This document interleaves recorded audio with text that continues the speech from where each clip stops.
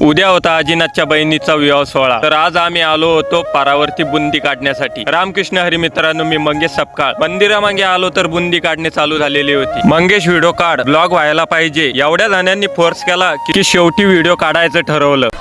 लेकिन यार यहाँ में पिघल मस्तपणे बेसन पीठ भिजवून त्याचे मिश्रण करून घेतले। दुसऱ्या बाजूला चंडोल मामा आचारी कोणतीही बुंदी काढायची असली की चंडोल मामा शिवाय बुंदी तुम्हाला काढताना दिसणारच नाही। अरे देवा, ये गडबड आहे बाबा। कढईमध्ये तेल तापून घेतलं आणि झाली ना सुरुवात बुंदी काढण्यासाठी। हे भाऊ काय म्हणतात बघा।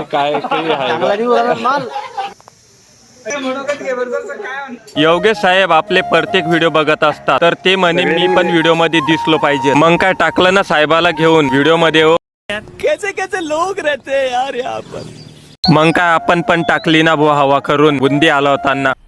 मजा आया। दुसऱ्या बाजूला मस्तपणे छोटे छोटे मुलं बुंदी हलवत होते, तर हे आहे योगेश साहेब। पण हे भाऊ कुठून आले तर म्हणे घे इकडं, मी सेल्फी काढतो। लेकिन ये साला कर क्या रहे हैं आप? दुसऱ्या बाजूला वडील मंडळी लक्ष ठेवण्यासाठी बसलेले असतात। आता बुंदी काढणी झाली होती आणि भज्याची तयारी चालू झाली। बुंदी काढली की आमच्या तिथे भजी काढतात। अभी मजा आएगा ना। नवरीचा भाऊ काय टेन्शन मध्ये होता काही समजेना। एका बाजूला सर्व मुलं पळून गेले, पण आमचा समा बुंदी हलवण्यासाठी होता।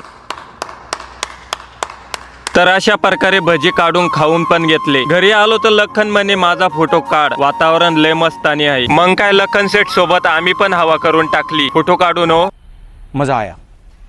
आमची राधा अशी काय करते काही समजत नाही। युशू बामन यांनी आणलेला हा नवीन डॉगी। मग तुम्हाला हा व्हिडिओ कसा वाटला? व्हिडिओ आवडला तर व्हिडिओला लाईक, फॉलो, कमेंट नक्की करत जा। चला पुन्हा भेटूया एका नवीन व्हिडिओ मध्ये। रामकृष्ण हरी।